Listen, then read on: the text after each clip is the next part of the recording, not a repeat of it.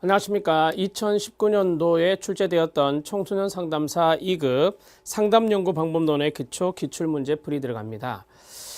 이번 시간에는 전반부 26번에서 38번 문제까지 13문제를 보도록 하겠습니다. 상담연구 방법론의 기초가 여느 때와 달리 좀 쉽게 출제된 경향이 있습니다. 전반부 13문제와 후반부 12문제를 비교해 볼 때 전반부의 문제가 조금 더 어렵게 출제된 것 같습니다. 상담연구 방법론의 기초는 이제까지 기출문제를 보면 상당히 통계적인 측면에서 어렵게 출제된 문제들이 많이 있습니다.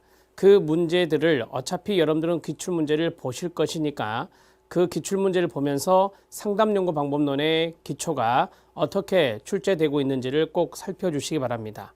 상담연구 방법론의 기초는 질적연구 방법이나 양적연구 방법 이런 문제도 출제가 되는데 이번에 2019년도 18회 문제에서 좀 특징적인 것은 질적연구 방법론의 문제가 많이 출제되었다. 그리고 통계적인 문제는 조금 적게 나왔다. 이렇게 볼 수 있습니다. 그리고 전반적으로 보았을 때 좀 쉽게 나와서 이번에 합격률이 42%가 나온 겁니다. 상담연구 방법론의 기초를 너무 어렵게 생각하지 마시고 두려워하지 마시고 기출문제를 중심으로 해서 잘 정리해 나가시기 바랍니다. 자, 26번 문제부터 보겠습니다. 자, 26번 문제는 다음에 나타난 연구 패러다임에 관한 설명으로 옳은 것은입니다. 자, 제가 질적연구 방법이 많이 나왔다라고 말씀드렸는데 이 문제가 바로 질적연구 방법론의 문제이기도 합니다. 인간의 행위를 연구함에 있어 관찰자의 해석으로부터 독립된 객관적 관찰은 존재하지 않는다라고 했습니다. 자, 그러면 객관적인 관찰은 존재하지 않는다라고 한다는 것은 쉽게 말씀드리면 주관적인 측면을 강조한다라고 하는 거예요. 자, 관찰자의 해석이라는 말이 나왔습니다. 첫 번째 힌트고 그 다음에 객관적인 관찰은 존재하지 않는다가 두 번째 힌트가 됩니다. 개별적인 관찰로부터 일반화된 결론을 도출해내는 과정은 한계를 가진다. 이게 세 번째 힌트가 되는데 이 세 번째 힌트를 간단히 말씀드리면 일반화의 한계다 이렇게 말할 수 있습니다. 일반화 한계가 있는 것이 바로 질적 연구 방법론이 되겠습니다. 따라서 이 연구 패러다임은 질적 연구 패러다임이 됩니다. 자, 그러면 1번부터 보겠습니다. 제가 말씀드린 단어에 좀 집중해 주시고 행위자가 자신의 경험에 부여되는 의미의 파악을 중시한다. 자, 행위자는 연구 참여자가 되는 건데 연구 참여자의 경험, 그 경험에는 어떤 의미가 있는지 그걸 보는 것이 바로 질적 연구 방법이 되겠습니다. 옳은 내용을 찾는 거니까 1번이 답이 되겠습니다. 방법론적 일원주의를 주장한다라고 했습니다. 대개 이제 방법론적인 일원주의라고 하는 것은 우리가 양적 연구 방법에서 방법론적인 이론주의를 가요. 자, 통계적인 부분 수량화, 계량화를 하는 그런 방법적인 측면에서의 한 가지의 방법을 쓰거든요. 그래서 계량화, 수량화에 해당되는 것들을 생각하시면 됩니다. 바로 아래 보면 계량화를 강조한다라고 했었죠. 자, 그 다음에 탐구 과정에서 가치 중립성을 전제로 한다라고 했어요. 여러분들이 알다시피 질적 연구 방법은 연구자의 가치가 개입될 수가 있습니다. 그러나 양적 연구 방법은 가치 중립성을 전제로 하는 것입니다. 연구자의 가치가 중립적인 위치에서 연구가 이루어져야 되는 게 양적입니다. 관찰에 근거하지 않은 지식의 공허함을 주장한다라고 했어요. 자, 이것은 달리 말씀드리면 관찰 가능하고 검증 가능한 것이 바람직하다라고 하는 거죠. 경험적 검증 가능성을 강조하는 겁니다. 가능성을 강조하는 것이 바로 5번이다. 다시 말씀드리면 관찰에 근거하지 않은 지식이라고 그랬어요.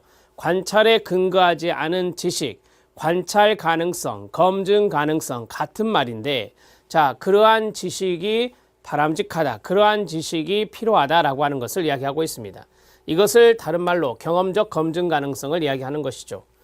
자, 2번부터 5번까지 해서 우리가 양적 연구 방법이다 이렇게 말할 수 있고, 이 방법론적인 이론주의를 다른 말로 한다면 계량화, 수량화 한다라고 했었잖아요. 여기 외에도 절대주의적인 측면이 있는 겁니다. 그래서 우리가 방법론적 이론주의다 이렇게 말하는 거예요. 질적 연구 방법은 상대주의적인 측면이 강조되죠. 상대적인 측면. 그래서 연구자의 어떤 다양한 관점 이런 것들이 이제 강조될 수 있는 것이 바로 질적이다 이렇게 말할 수 있습니다. 답은 1번이 답입니다. 자, 26번 문제, 양과 질을 묻는 문제였습니다. 문제 지문에서 포인트가 되는 단어가 무엇인지 그것을 잘 기억하시고 문맥도 이해하시기 바랍니다. 27번 문제에 들어갑니다. 통계적 가설 검증에 대한 겁니다. 가설 검증에 관한 설명으로 옳지 않은 것은 이다. 1종 오류가 있으면 2종 오류도 있겠죠. 1종 오류의 암기법은 영사기 1종, 그 다음에 영거체 2종이라고 외우시면 됩니다. 자, 이게 무슨 말입니까? 1종 오류는 영가설이 사실인데 기각하는 것이고 영가설이 거짓인데 채택하는 것을 2종 오류라고 말합니다. 1종 오류는 유의 수준과 연관성이 있고 그 다음에 2종 오류는 그렇습니다. 통계적 검정력과 연관성이 있습니다. 여기 나올 거예요. 통계적 검정력과 연관성이 있어요. 이 두 가지는 서로 역비례 관계입니다. 반비례라고도 하죠. 역비례, 반비례 관계다. 자, 유의 수준과 통계적 검정력, 이것을 우리가 알파 오류, 이걸 베타 오류라고도 이야기합니다. 자, 1번 들어갑니다. 영가설이 참인데도 사실인데도 기각하는 것 1종 오류 맞습니다. 4번 들어갑니다. 2종 오류 확률은 영가설이 거짓인데 영가설을 채택하는 것 영거체 2종이라 말했어요. 자, 2번 통계적 검정력은 표본의 크기와 무관하다가 아니라 표본의 크기와 관련이 있습니다. 표본의 크기와 관련이 있다라고 합니다. 다시 말씀드리면 통계적 검정력이라고 하는 것은 표본의 크기가 적절할 때 통계적 검정력은 높아진다라고 하는 것입니다. 자, 통계적 검정력이 높아지는 것은 2종 오류가 감소되는 것과 연관성이 있죠. 통계적 검정력이 높아지는 것은 2종 오류가 감소되는 것을 말합니다. 자, 이 두 가지가 역비례 관계라고 말씀을 드렸거든요. 3번에 보면 1종 오류의 허용 범위는 유의 수준이다. 1종 오류는 유의 수준과 연관성이 있다고 말씀을 드렸습니다. 자, 그리고 5번 들어갑니다. 설정한 유의 수준. 유의 수준은 바로 1종 오류와 연관성이 있다 말씀드렸습니다. 2종 오류의 크기에 영향을 받는다라고 했어요. 자, 서로 역비례 관계라고 말씀드렸죠. 그래서 2종 오류 크기에 영향을 받는 것은 반비례, 역비례 관계에 있다. 이렇게 정리할 수 있습니다. 이 내용은 많이 이론에서도 말씀을 드렸으니까요. 자, 만약에 여기 유의 수준은 알파가 되는데 유의 수준이 0.05입니다. 그런데 여기 유의 수준을 0.01로 낮췄습니다. 여러분 해설에도 나옵니다. 마지막 본에 보면 0.05에서 0.01로 낮추면 자, 통계적 검정력은 어떻게 될까요? 자, 이것만 보고 이제 이야기를 할게요. 자, 2종 오류는 낮추면 2종 오류는 증가되는 거예요. 역비례 관계니까 2종 오류가 증가된다는 것은 통계적 검정력이 떨어진다라고 하는 거죠. 통계적 검정력이 떨어진다. 우리가 통계적 검정력을 일종의 파워라고 하는데요. 파워 값이라는데 이것은 떨어지게 된다. 아무래도 유의 수준이 0.01로 줄어들었기 때문에 통계적 검정력은 떨어지겠죠. 자, 그러면 2종 오류는 증가하게 되는 거예요.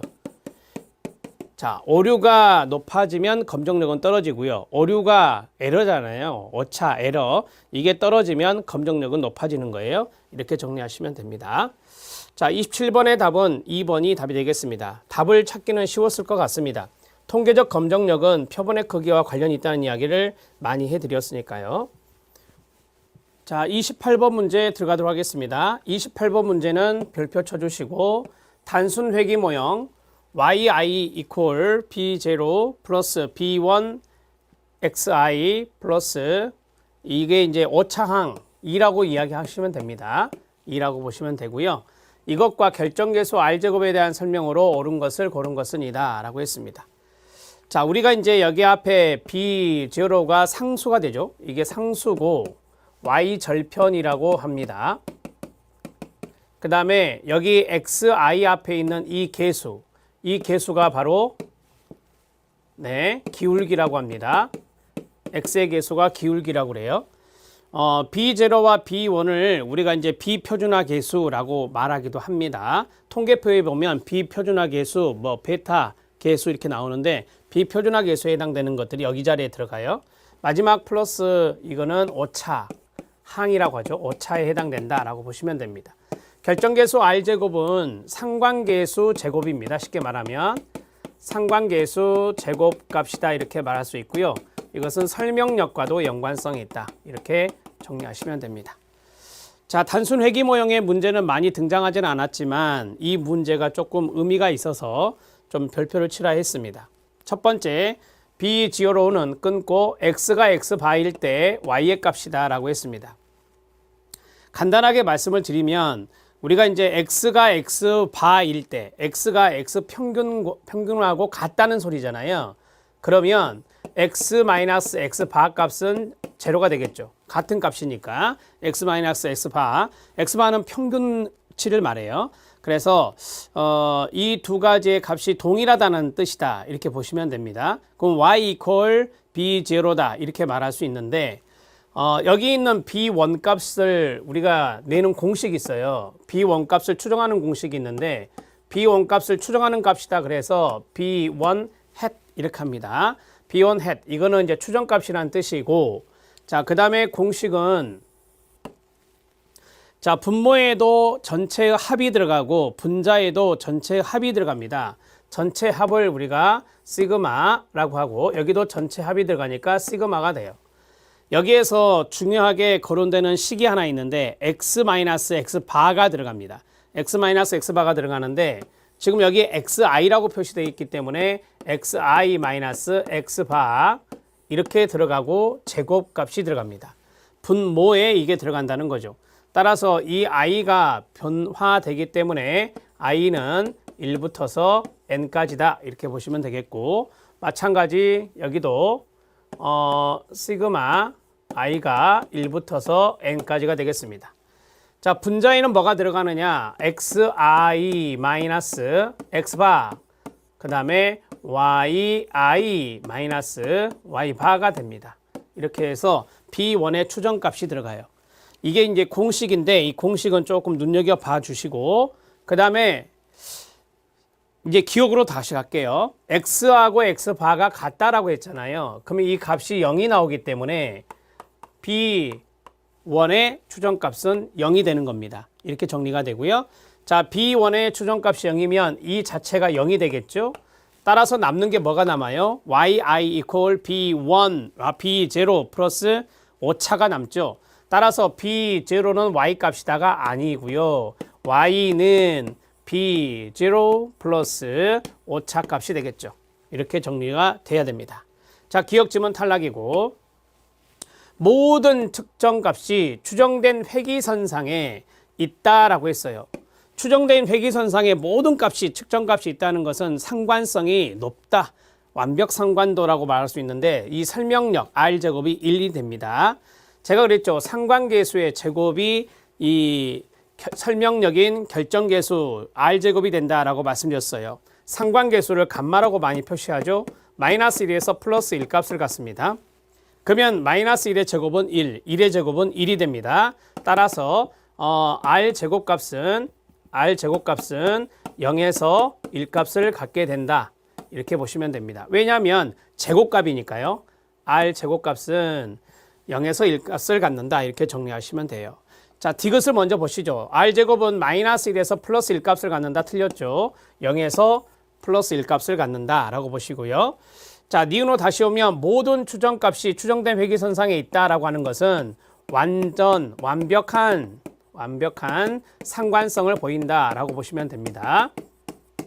추정된 회귀선상에 모든 측정값이 다 있기 때문에 R제곱값은 1이고요. 설명력도 상당히 높다라고 말할 수 있겠죠. 자, 그 다음에 B1은 독립변수 X가 한 단위 변화할 때 Y가 변하는 양이라고 보시면 됩니다. 자, 우리가 이제, 독립변수를 우리가 설명변수라 하고 이게 이제 예측되는 변수잖아요. 그래서 yi equal 이것만 볼게요. b1 xi가 있잖아요.